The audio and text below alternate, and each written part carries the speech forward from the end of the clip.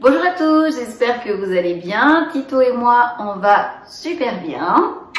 Vidéo super fun aujourd'hui puisque vous savez que nos animaux, c'est nos compagnons de la vie. Ils ont une vie plutôt paisible, mais il y a quelques décennies de ça, certains animaux se sont retrouvés au milieu des conflits et ils ont eu un comportement héroïque et ils sont devenus héros de guerre. Donc aujourd'hui, on va parler des 5 animaux qui sont devenus héros de guerre. Je vous explique ça tout de suite après le générique.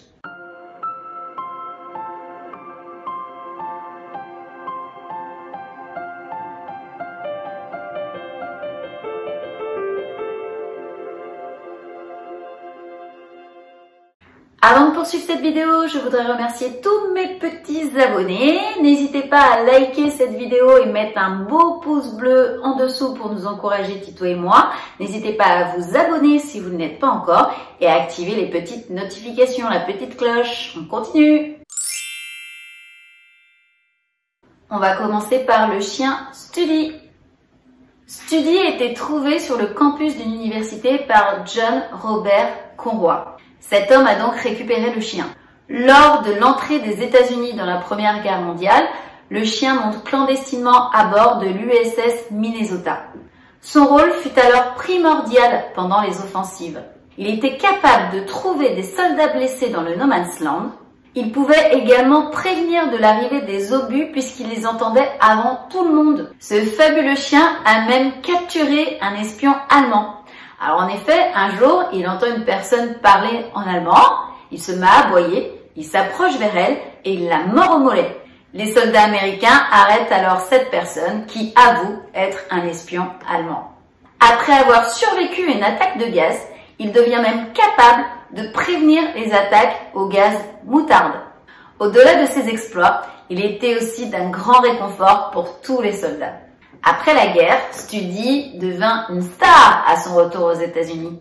C'est le chien de guerre le plus décoré de la Première Guerre mondiale et le seul promu au grade de sergent par le combat grâce à l'arrestation du soldat allemand. Ce chien a donc été présent sur 17 batailles et 4 offensives pour un total de 18 mois de service au sein du 102e régiment d'infanterie de la 26e division. L'histoire de Study est unique en son genre, mais sachez que pendant la Première Guerre mondiale, 100 000 chiens ont participé au conflit. Le chat Murka. Le chat Murka a été le héros de la bataille de Stalingrad. En cette période où il était très dangereux de sortir, les défenseurs de la ville de Volga chargent le chat errant de transmettre des messages. Ce félin était le messenger entre ces différentes zones de bataille. Pendant plusieurs mois, il traversait les lignes allemandes, parfois dans un sens, parfois dans l'autre, et s'il faisait bien son travail, un pâté l'attendait à son arrivée. Le cheval Warrior. Ce cheval, qui portait bien son nom, appartenait au général Jack Seeley, un aristocrate britannique, commandant de la cavalerie canadienne. Ce cheval fut sur le front de 1914 à 1918. Warrior survécut aux obus, aux tirs de mitraillettes, aux barbelés, aux charges ennemies. Il a survécu là où plus de 8 millions d'équidés sont morts en transportant du matériel et par moins de 24 000 hommes canadiens. Jack Seeley l'appelait même le cheval que les Allemands ne peuvent pas tuer. Warrior réussit même à s'échapper 2 fois de son écurie en feu. Le général Seeley a reçu de nombreuses distinctions et son cheval suivit le même chemin puisqu'à titre posthume, il a reçu une médaille pour son mérite et sa bravoure. Warrior n'est pas décédé pendant la Grande Guerre, il mourut à 33 ans lors d'un autre combat. Le pigeon le vaillant. Le pigeon le vaillant fut le messager de Verdun. Lorsque le fort de Vaux est encerclé, il n'est plus possible de passer d'appel téléphonique.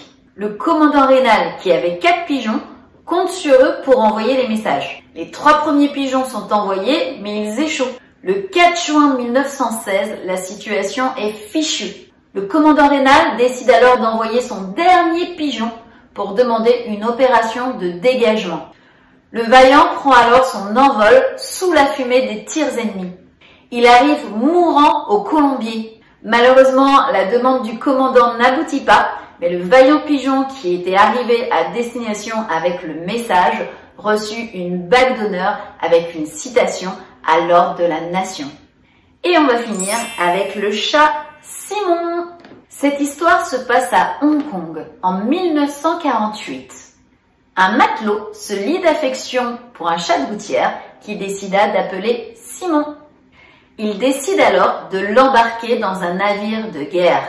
En 1949, lors de l'incident du Yangtze, le navire est mitraillé et doit jeter l'ancre. Durant cette attaque, Simon est blessé. De plus, un problème majeur est présent sur le bateau, puisque les rats envahissent les cales et peuvent potentiellement manger toutes les provisions. Malgré ses blessures, Simon réussit à sauver le stock en chassant les rongeurs. Le chat Simon a aussi permis d'améliorer le moral des troupes. Simon devient alors une star internationale et s'est vu décoré de la médaille de Deakin, une distinction qui est réservée aux animaux de guerre. Je t'aime. Je t'aime. Oui, je t'aime. On en a fini pour cette vidéo, j'espère qu'elle vous aura plu. Si elle vous a plu, eh bien écoutez, avalanche de pouces bleus en dessous la vidéo. N'hésitez pas également à la partager puisque ce sont de très belles histoires. N'hésitez pas à vous abonner si vous ne l'êtes pas encore et à activer les notifications pour ne louper aucune vidéo. Je vous fais des gros bisous. On vous fait des gros bisous. Tu fais des gros bisous toi aussi? Oui, je fais des gros bisous. On vous fait des gros bisous et on vous dit à très vite pour une prochaine vidéo. Bye bye!